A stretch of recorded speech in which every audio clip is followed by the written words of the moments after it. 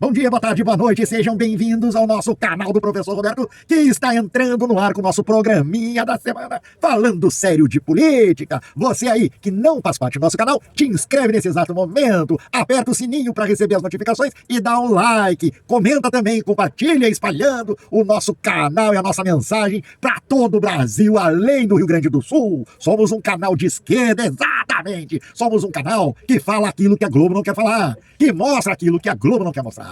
Nós aqui reproduzimos todas as notícias e as tretas que existem da política para combater o fake news e também o bolsonarismo de extrema direita, e é essa direita sanguinolenta que suga os cofres do nosso povo e o desenvolvimento do nosso Brasil. Você só encontra o canal de resistência da esquerda aqui no canal do Professor Roberto, exatamente, onde a gente comenta em cima das notícias que estão aí nas redes, escancarando o suco podre da direita e da extrema direita. Aqui não tem churumela não, aqui o Professor Roberto é professor de raiz, ensinando vocês a pensar em terem consciência crítica para fazer contra essa direita e extrema direita que engana o povo brasileiro há muitos anos nesse país, transformando você aí, que está me escutando nesse exato momento, apenas numa pessoa que diz sim, senhor. Tá na hora da gente dizer não, não ao Congresso inimigo do povo e trocar essa camarilha que tá lá dentro sugando o nosso dinheiro. Exatamente, é o Professor Roberto e o canal Falando Sério de Política entrando no ar. Solta a vinheta!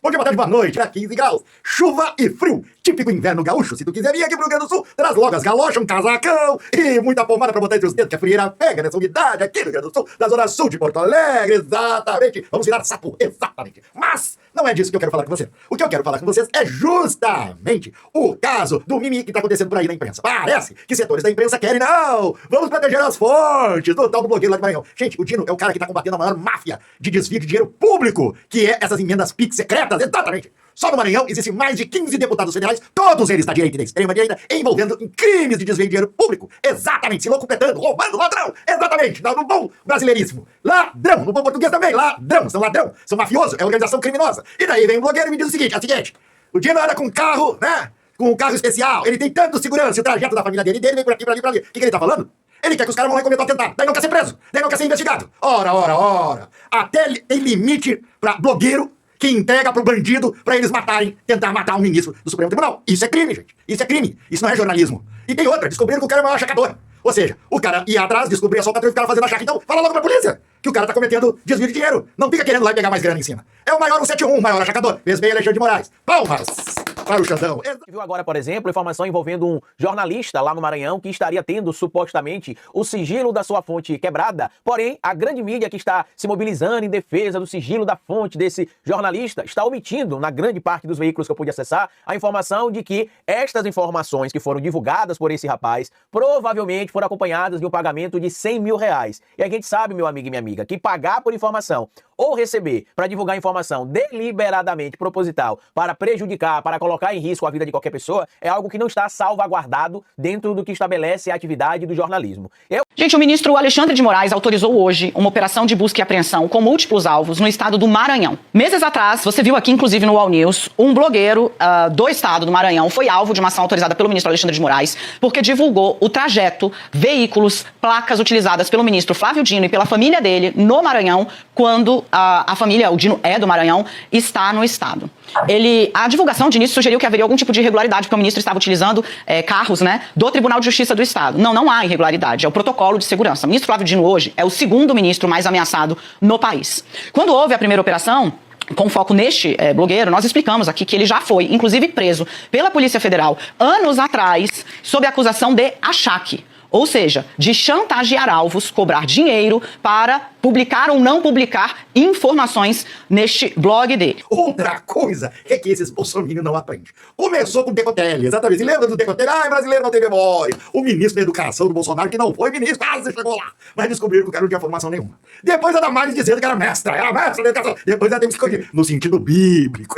Saiu com essa tangente, a Damares. Agora... né? O Salles também diz, eu fiz a minha mestrado nos Estados Unidos e depois descobri que não era. E agora, o Flávio Bolsonaro, exatamente, né? Quis arrotar, que fez pós-graduação na Universidade Federal do Rio de Janeiro, foram ver, não tem nada. Parece que esses bolsonaristas, eles adoram mentir, eles são mentirosos como tomate. Imagina essa criaturinha, né, na presidência da República. Tá aí pra vocês. Ele mente sobre o bancário, né? Ele mente sobre o dinheiro do Dark House. E agora, falando do Dark House, ele não prestou contas nenhuma, né? Já vamos lá, já pra quase quantos meses já? Mentira tem perna curta? Flávio Bolsonaro simplesmente inventou, que fez uma pós-graduação em Ciências Políticas na Universidade Federal do Rio de Janeiro, a famosa UFRJ. Eles não gostam de universidade pública. Eles atacam a universidade pública, mas na hora de colocar no currículo ele quis tirar uma casquinha e colocar ali, fiz pós em Ciências Políticas. Só que não, né? A especialização que aparecia no currículo estava no perfil do Flávio Bolsonaro no LinkedIn.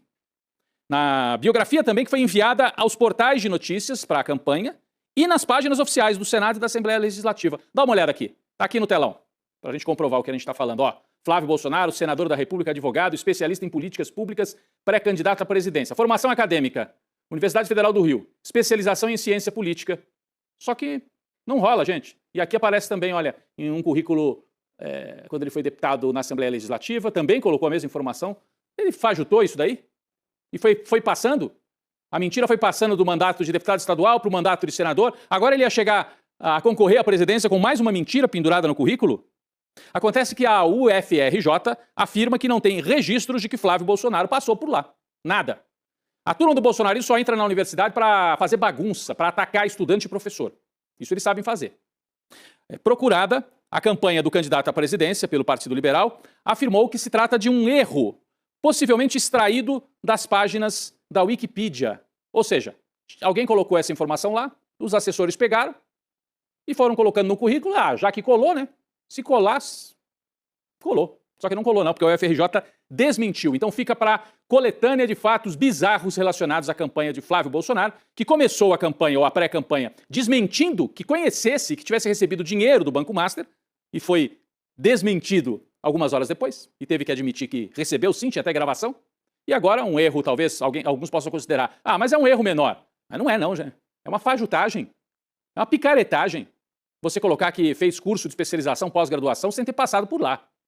Dá a dimensão do que é essa turma do bolsonarismo. Gente, olha aqui que o Flávio Bolsonaro está dizendo aqui, é sensacional, presta atenção, O que você vê hoje é ministro do Supremo dando canetada para fazer interferência nas eleições no Rio de Janeiro. Hoje o governador do Rio de Janeiro é o presidente do TJ. Quando na verdade era para ser o presidente eleito da Assembleia Legislativa. Sim. Era para ser o presidente da Assembleia Legislativa. Sabe por quê, Flávio, que não é? Porque ele tá preso, cara. Ele é ligado ao Comando Vermelho. Cara, vou te contar, gente, tem muita gente abestada no mundo. Sabe por que o presidente da Assembleia Legislativa não é? Não foi por causa do STF, não, cara. Porque a Polícia Federal prendeu o Rodrigo Bacelar. Lembra dele? Tem foto sua conversando com ele, né, em vários lugares. Essa você não nega, não diz que foi inteligência artificial, não. O Rodrigo Bacelar era o presidente da Assembleia Legislativa. O Cláudio Castro, o governador. O Cláudio Castro vai ser preso, o Rodrigo Bacelar já foi. O Cláudio Castro se afastou para ser o seu candidato ao Senado, e não será. Você já desistiu dele porque sabe que ele vai rodar. E o Rodrigo Bacelar ia ser o presidente da Assembleia Legislativa para ser eleito governador. Não deu certo, Flávio. Não tem nada a ver com o STF, não, cara. Tem a ver o seguinte, ele foi preso. Relação com o Comando Vermelho. É por isso que o governador é interino, cara. Porque não é o seu governador do Comando Vermelho. Entendeu agora? Mas calma aí que tem mais. Olha aí. Por que não acontece contra a esquerda no Rio de Janeiro? É só contra quem é de centro ou quem é de direita. Ou pessoas que possam, no perímetro aqui do Flávio Bolsonaro, ter algum alinhamento ali político. Nunca é contra a esquerda, é sempre contra pessoas que estão próximas a mim. Bom, Flávio, aí quem tem que responder isso é você, né, cara pálida? Porque, afinal de contas, você tá cheio de bandido do teu lado. Por que que é só com a direita? Dá até pena de você, Flávio. Porque é você que é amigo do TH Joyce, que está preso. Porque é você que é amigo do Rodrigo Bacelar, que está preso. Porque é você que é amigo do Cláudio Castro, que vai ser preso. Porque é você que é amigo do Canela, que está com a tornozeleira, que foi preso e agora está solto. É você, cara. Você é o seu perímetro. É o seu perímetro que está rodando e está caindo, cara. Porque é bandido. Desculpa, Flávio. Você formou no Rio de Janeiro um bando.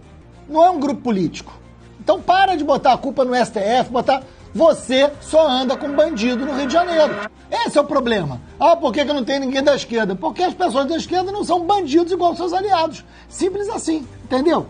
Eu escrevi na coluna sobre esse personagem, porque como é que ele vai parar no holofote? Ele conseguiu ser ao mesmo tempo autor e álibi da denúncia que ele mesmo fez, da acusação de estupro de vulnerável que prega, que hoje está sob investigação, que pesa sobre o candidato a vice na chapa de Flávio Bolsonaro. Liga no gabinete do Alfredo Gaspar e fala, olha, o deputado está sendo alvo de uma armação, e presta um depoimento translocado para a Polícia Legislativa, onde diz que, na verdade, o PT é que está pagando para que haja essa acusação contra o Alfredo Gaspar. E aí as pessoas vão tentar entender quem é esse personagem tarde, porque aí a Polícia Federal já tinha sido acionada e o Supremo já era alvo de um pedido de inquérito sobre a acusação Mater, que é estupro de vulnerável gravíssima de uma menina de 13 anos pelo candidato a vice na chapa de Flávio Bolsonaro. A partir daí vão olhar quem é o personagem e é isso, um comerciante de 63 anos no Rio, disseminador das teses mais estapafúrdias, teorias da conspiração mais estapafúrdias. Ele chega a envolver apresentadores famosos como Luciano Huck, em coisas assim, se não tem nem indício, prova que dirá, entendeu?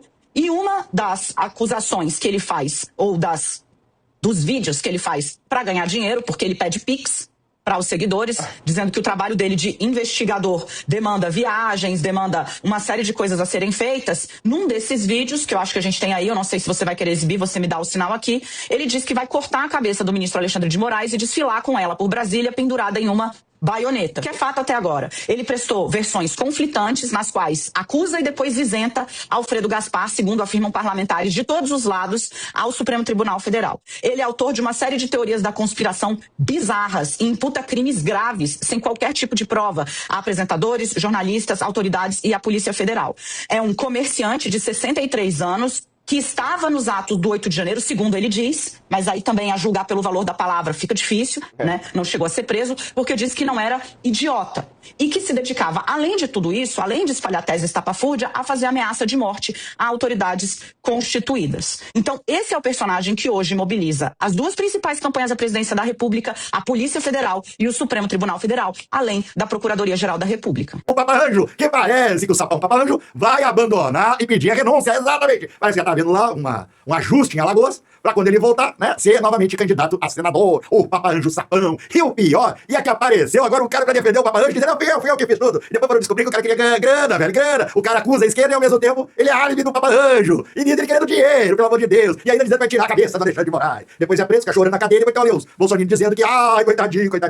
Mas é isso aí, é o mundo bolsonarista, aqui pra vocês. Não esqueça, dá um like, aperta o sininho, que inscreve lá no canal. E não deixa de assistir hoje o nosso programinha. Amanhã tem podcast ao vivo. Não esquece aqui no canal do Professor Roberto. Cá pra vocês e continue aturando aí esses bolsominions. Mansão de Angra dos Reis. Pessoal, chegaram para mim as provas de que Richarlison foi roubado. Tomaram a mansão dele na mão grande. Eu vou mostrar para vocês toda a documentação deste roubo. Eu consegui, através da Lei de Acesso a Informações. Todos esses documentos que eu tenho aqui são documentos oficiais.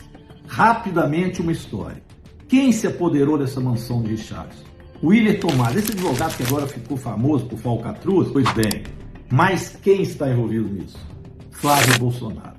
Agora eu vou contar uma pequena história. O Richarlison já tinha esta mansão. E lá ele passeava, fazia os seus convidados, e de repente foi retirada de lá a esposa que estava grávida do seu empresário, com forças de segurança e muita repressão. Tirada de lá, toma posse daquele terreno o senhor Willer Tomás, amicíssimo de Flávio Bolsonaro. Mas como que ele conseguiu essa proeza de permanecer lá? Ele foi até a Secretaria de Patrimônio da União e solicitou que a posse, que é da Marinha, pertencesse a ele. Ele fez isso no dia 11 de maio de 2022, o Willer Tomás. E em 2 meses ele tinha, em tempo, portanto, recorde, a concessão desta posse da Marinha Brasileira. Mas sabe o que é estranho? É que o Richarlison, um ano atrás, em 20 de setembro de 2021, também tinha solicitado a posse. E evidentemente não conseguiu. Isso ficou sem análise e está engavetado lá até hoje. É importante aqui ressaltar uma data, que é a data em que eles conseguiram a transferência lá da SPU do Rio de Janeiro para o Willer Tomás. 12 de julho de 2022. Já durante o processo eleitoral. A derrota de Jair Bolsonaro já era uma possibilidade. E eles precisavam de correr com isso para entregar essa posse para o Willer Tomás e a pedido de Flávio Bolsonaro. Como, portanto, que pôde o senhor Willer Tomás conseguir isso? Aí eu vou chegar à Secretaria de Patrimônio da União, no Rio de Janeiro, na Superintendência, através do senhor Coronel Paulo da Silva Medeiros, indicado no governo Bolsonaro como superintendente da Secretaria de Patrimônio da União no Rio de Janeiro. Ele é quem assina todos esses documentos e facilita a vida de Willer Tomás e, claro, de Flávio Bolsonaro para adquirir essa mansão. As datas estão aqui, os documentos estão aqui. O que eu farei com isso agora? Eu vou entregar à Polícia Federal, pedir para que abra um processo urgente para saber como que esse senhor assinou tantos documentos para conceder a alguém, indicado por ele, Flávio Bolsonaro, e o seu amigo advogado, esta mansão. Olha, Richarlison, você foi de fato roubado, mas nós vamos fundo nessa questão, porque não é possível essa impunidade. Tudo isso aconteceu no governo de Jair Bolsonaro. Em outras palavras, eles usaram a Secretaria de Patrimônio da União com alguém indicado por Flávio Bolsonaro para roubar a sua mansão. Fique de olho e nós vamos desvendar todo esse processo. Isso é uma vergonha.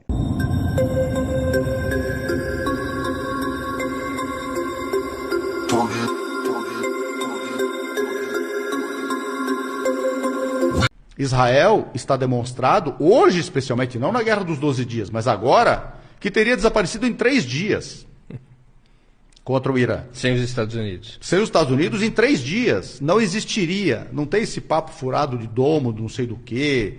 Tudo isso é conversa fiada. E esse é um grande fiasco. E eu não sei se os Estados Unidos e o Ocidente, a mídia ocidental, a Globo, dentre essas mídias, estão conseguindo esconder isso. Me parece que não. Uma coisa é Israel pegar e passear sobre pés descalços de palestinos em Gaza, que mal tem espingardas, e destruir toda a sua infraestrutura e fazer a maior matança proporcional da história humana. Agora, o que importa? O que é verdadeiro, e os Estados Unidos agora começaram a tagarelar sobre isso.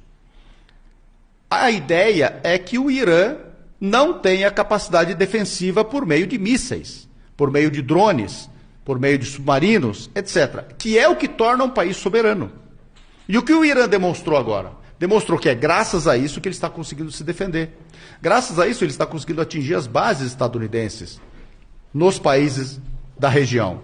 Isso trazendo para cá. Se o Brasil não tiver capacidade missilística de abater um F-35 dos Estados Unidos que venha ofender a nossa soberania, o Brasil está perdido. Se uma fragata ou um porta-aviões venha aqui relativizar a nossa soberania no nosso mar ao pré-sal, quer dizer que nós não temos capacidade de afetar essa força bélica hostil e beligerante, nós estamos perdidos. Então, os Estados Unidos hoje dizem ao mundo o seguinte: ninguém pode ter direito à autodefesa contra nós. E nós deveremos ter plenas condições de aquilo que nós dissermos que nós queremos, nós teremos. E se vocês disserem que nós não teremos ou teremos nas condições justas, ou seja, negociadas, pactuadas, nós atacaremos vocês. É isso que aconteceu com a Venezuela, foi isso que aconteceu com a Iugoslávia, foi isso que aconteceu com o Iraque, foi isso que aconteceu com a Líbia e é, em certa medida, em outros termos, o que está acontecendo com o Irã. A diferença, e esta é a grande mensagem, o Irã está dizendo, nós podemos nos defender. Imagine o que nós poderíamos fazer se tivéssemos mais aliados conosco e se nós não tivéssemos bloqueados durante 47 anos. Um país ter essa força bélica que o Irã tem, ultramoderna, ter lançado satélites, inclusive, sob bloqueio, o que poderia fazer qualquer país livre que dissesse, eu quero ser soberano? Eu, quando entrei aqui na comissão, Fiquei em dúvida se eu estava entrando numa comissão da Câmara dos Deputados do Brasil ou na Câmara dos Deputados dos Estados Unidos. Não pela sua condução, acredito que o senhor esteja conduzindo de forma equânime, mas pela intervenção que eu vi. É um negócio estapafúrdio. No dia que o Departamento de Estado publica um vídeo, Departamento de Estado americano, falando que é inquestionável a dominância dos Estados Unidos no Hemisfério Sul, eu vejo um deputado buscar defender as tarifas contra o Brasil. Como? Claro! Falou de revogação de visto de um bandido foragido, Van Hatten. O cara é foragido da justiça brasileira. Aí tu diz, mas o governo brasileiro cobrou. É claro! Tu quer que agora os bandidos vão se esconder nos Estados Unidos e o Brasil não cobre? Que os bandidos sejam julgados, já foi julgado, mas cumpram a sua pena no Brasil? Mais do que isso, fala que é a favor das empresas gaúchas, mas não questionou nada a vergonha estadunidense que é taxar as empresas brasileiras diante do PIX, que é a melhor revolução que se tem do ponto de vista da tecnologia para a gente não ficar dependente das bandeiras Master e Visa. Não falou das terras caras, que os caras estão de olho. China, depois Brasil.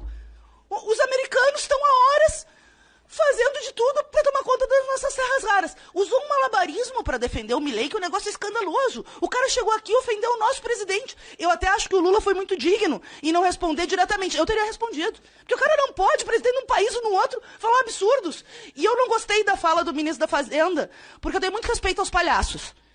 Os palhaços não merecem essa comparação com o presidente Milei, porque o grau de desrespeito foi tanto que me choca ver que isso não está sendo questionado aqui na audiência e, na verdade, esteja se organizando uma narrativa para justificar uma interferência estadunidense aqui no Brasil.